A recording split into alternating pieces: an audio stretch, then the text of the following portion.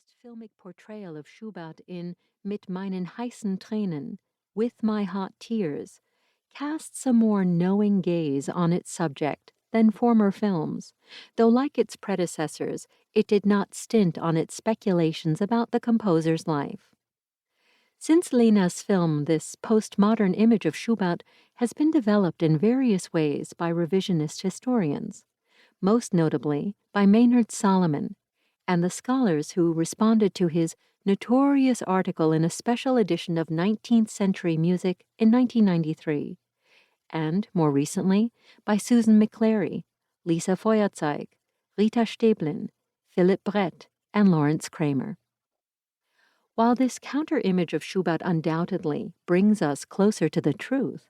such readings of Schubert's sexuality are also a product of our time.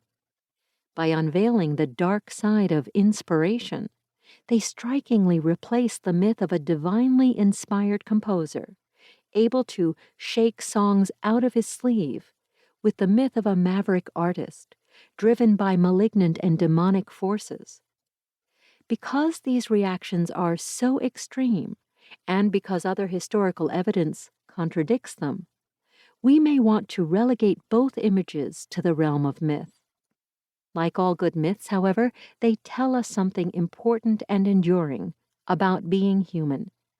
They may not fully describe Franz Schubert, but they do accurately portray aspects of the psychological realities in which he lived. To lift the veils of music history allows us to uncover the sources of these images, but it also leads us to ask, who was Franz Schubert? 2. Like many simple questions, who was Franz Schubert is the hardest to answer, and over the centuries, many biographers have dismissed it as illegitimate and unanswerable. Unanswerable as that may be, the human heart and mind can be counted on to disregard those dismissals and continue in our search to understand those that fascinate us the most. Writing in the 1830s about the human empathy, abundance of detail, and exacting scholarship that are essential for a superlatively good biography, Thomas Carlyle spoke of catching the light gleams that make up a person's character.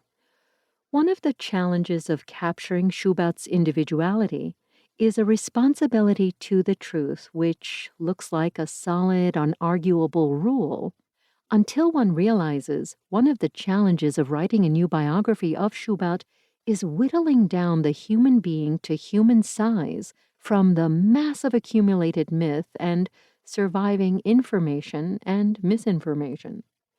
Some of his biographers have attempted to fill the lacunae in his life story by dramatizing their narrative with highly developed scene setting,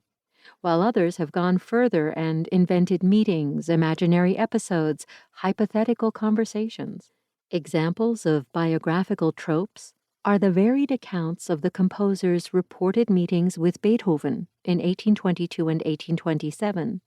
which appear in the Urbiographies of Beethoven and Schubert, were endorsed by several of Schubert's surviving friends, and reappeared in subsequent biographies, George Grove, Newman Flower, Arthur Hutchings, for example, though there is no definitive evidence that the composers ever met. The story first appeared in the third edition of Anton Schindler's biography of Beethoven, in which a humble Schubert pays a visit to Beethoven, accompanied by his publisher, Diabelli, in order to present to the master composer a copy of his variations on a French air, Opus 10, for piano 4 hands, which he had dedicated to him in April 1822. According to Schindler, the moment Beethoven pointed out a harmonic solecism, a blushing Schubert fled in panic. While von Hellborn, like Joseph von Spaun, immediately rejected Schindler's 1822 encounter and held the biographer answerable for the correctness of this episode, with all its rather improbable details so humiliating to Schubert,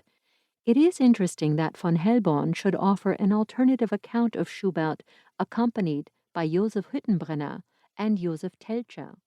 visiting Beethoven on his deathbed in 1820.